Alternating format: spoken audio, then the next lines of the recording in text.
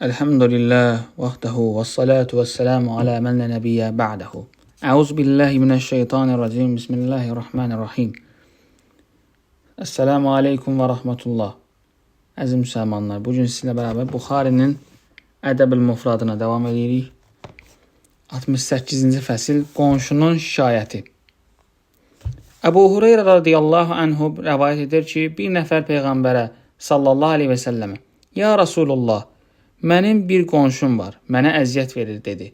O buyurdu, get evindəki əşyaları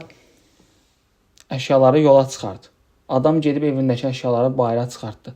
Cəmaət onun başına toplaşıb, sənə nə olub, deyə soruşdu. Adam dedi, qonşum mənə əziyyət verir. Mən bunu Peyğəmbərə sallallahu aleyhi və səlləmə dedim. O da mənə, get evindəki əşyaları yola çıxart, deyə buyurdu. Onda cəmaət, ey Allah, ona lənət et. Ey Allah, onu rüsva et, dedi. Bu xəbər qonşusuna çatdıqda onun yanına gəlib dedi, qayıt evinə, vallahi daha sənə əziyyət verməyəcəyəm. Əbu Züheyfə radiyallahu anhu demişdir. Bir nəfər Peyğəmbərə sallallahu aleyhi və səlləmə qonşusundan şikayət etdi. O da ona belə buyurdu, evindəki əşyaları çıxart, qoy yola. Onun yanından keçən hər kəs ona lənət oxuyacaq. Elə ki, onun yanından keçən hər kəs ona lənət oxumağa başladı. Adam Peyğəmbərin sallallahu aleyhi ve sellem yanına gəlib dedi, mən cəmaatın filan söz dediyini eşitdim. Peyğəmbər sallallahu aleyhi ve sellem buyurdu, şübhəsiz ki, Allahın lənəti onların lənətindən daha üstündür. Sonra da şikayətçiyə, bu sənə yetər, yaxud buna bənzər bir söz dedi. Cabir radiyallahu anhu rəvayət edir ki, bir nəfər qonşusundan şikayət etmək üçün Peyğəmbərin sallallahu aleyhi ve sellem yanına gəldi. O rükunla məqam arasında oturub gözləyərkən Peyğəmbər sallallahu aleyhi ve sellem oraya gəldi. Həmin adam Peyğəmbəri sallallahu aleyhi ve sellem məqamın yanında cənazə namazı qılınan yerdə ağ paltarlı bir kişi ilə üzbəüz dayandığını gördü. Sonra da onun yanına gəlib dedi, atam anam sənə qurban. Ya Rasulallah, sənin yanında gördüyüm səninlə üzbəüz duran o ağ paltarlı kişi kim idi?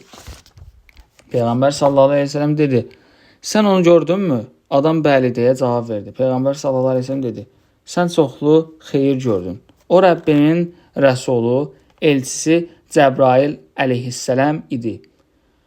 Cəbrail qonşu haqqında mənə o qədər nəsihət etdi ki, mirasdan ona da pay düşəcəyini güman etdim.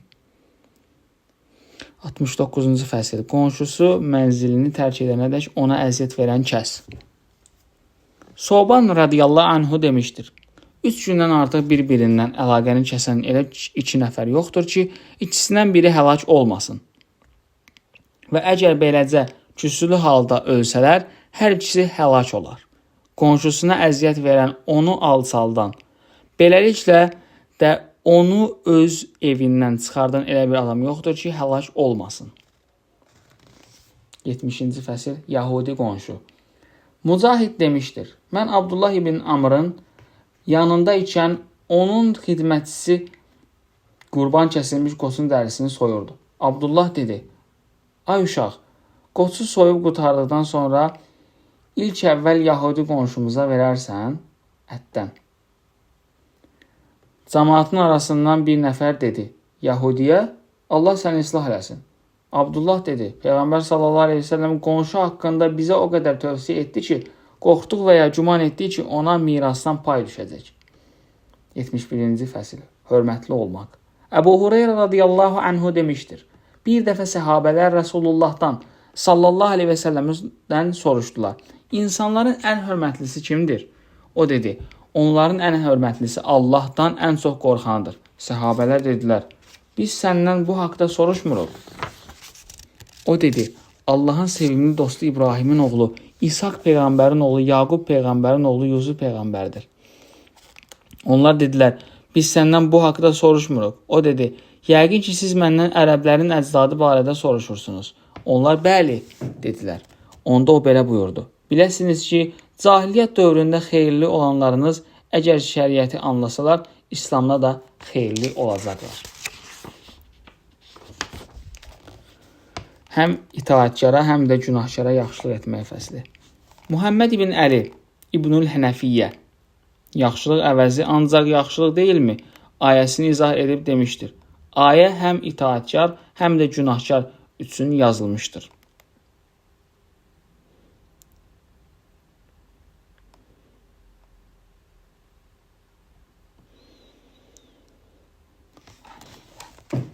Əbu Abdullah dedi, Əbu Ubeydə demişdir, yazılmışdır, yəni göndərilmişdir. Ayə həm itaətkar, həm də günahkar üçün yazılmışdır. Əbu Abdullah dedi, Əbu Ubeydə demişdir, yazılmışdır, yəni göndərilmişdir. Yəni, ayə bütün hər kəsə aiddir. Yəni. Yetimə baxan kimsənin fəziləti fəsli. Əbu Hureyra radiyallahu anhu rəvayət edir ki, Peyğəmbər sallallahu aleyhi ve sellem demişdir. Dul qadınlara və kasıblara əl tutan kimsə Allah yolunda vuruşan mücahidə, həmçinin gündüzlər oruç tutub gecələr namaz qılan kimsəyə bənzəyir. Öz yetiminə baxan kimsənin fəziləti fəsli. Peyğəmbər sallallahu aleyhi ve sellem zövcəsi Ayşə radiyallahu anhəyə demişdir. Bir qadın iki qızı ilə bircə yanıma gəlib məndən yeməyə bir şey istədi. Mən də bizdə dənə xurma var idi. Mən xurmanı ona verdim. O da onu iki yerə bölüb qızlarının hər birinə yarısını verdi. Özü isə ondan yemədi. Qadın durub getdikdən bir qədər sonra Peyğəmbər sallallahu aleyhi ve sellem içəri daxil oldu. Mən bu hadisəni ona danışdıqda o belə buyurdu.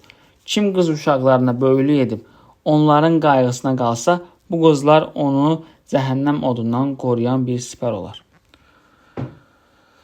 Subhanallah.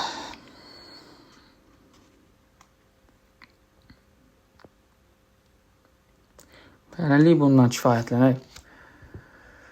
Subhanəkallahumma bihamdik. Əşhədu ən la ilahe illə ənt. Əstəğfiruka və ətubu ileyk.